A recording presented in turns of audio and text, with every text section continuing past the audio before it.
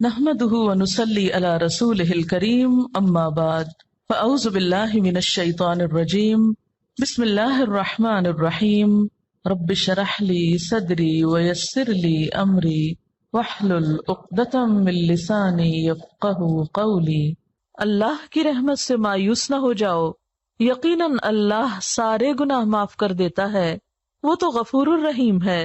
پلٹ آؤ اپنے رب کی طرف اور مطیع بن جاؤ اس کے قبل اس کے کہ تم پر عذاب آ جائے اور پھر کہیں سے تمہیں مدد نہ مل سکے، اور پیروی اختیار کر لو اپنے رب کی بھیجی ہوئی کتاب کے بہترین پہلو کی قبل اس کے کہ تم پر اچانک عذاب آ جائے اور تم کو خبر بھی نہ ہو۔ کہیں ایسا نہ ہو کہ بعد میں کوئی شخص کہے افسوس میری اس تقصیر پر جو میں اللہ کی جناب میں کرتا رہا، بلکہ میں تو الٹا مذاق اڑانے والوں میں شامل تھا۔ یا کہے کاش اللہ نے مجھے ہدایت بخشی ہوتی تو میں بھی متقی لوگوں میں سے ہوتا۔ یا عذاب دیکھ کر کہے کاش مجھے ایک موقع اور مل جائے اور میں بھی نیک عمل کرنے والوں میں شامل ہو جاؤں، اور اس وقت اسے یہ جواب ملے کہ کیوں نہیں، میری آیات تیرے پاس آ چکی تھیں، پھر تو نے انہیں جھٹلایا اور تکبر کیا اور تو کافروں میں سے تھا۔ آج جن لوگوں نے خدا پر جھوٹ باندھے ہیں، قیامت کے روز تم دیکھو گے کہ ان کے منہ کالے ہوں گے۔ کیا جہنم میں متکبروں کے لیے کافی جگہ نہیں ہے؟ اس کے برعکس جن لوگوں نے یہاں تقویٰ کیا ہے، ان کے اسباب کامیابی کی وجہ سے اللہ ان کو نجات دے گا، ان کو نہ کوئی تکلیف پہنچے گی اور نہ وہ غمگین ہوں گے۔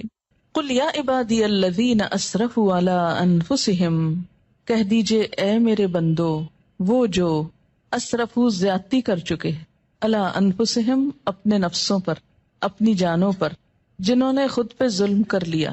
اسراف کہتے ہیں گناہوں کی کثرت اور اس میں بہت آگے نکل جانا، یعنی بڑے بڑے گناہ کر بیٹھے۔ ان سے بھی کیا کہا جا رہا ہے؟ لا تقنطوا من رحمت اللہ، اللہ کی رحمت سے مایوس نہ ہو۔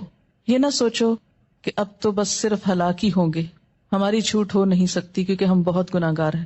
اچھا، یہ جو جملہ ہے نا ہم بہت گناہ گار ہیں، یہ بھی دو طرح بولا جاتا ہے۔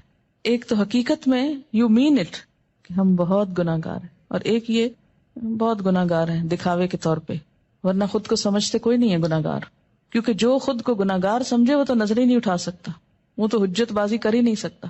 لا تقنطوا من رحمت اللہ، نہ تم مایوس ہو اللہ کی رحمت سے۔ ان اللہ یغفر الذنوب جمیعا، بے شک اللہ معاف کر دے گا گناہوں کو سارے کے سارے۔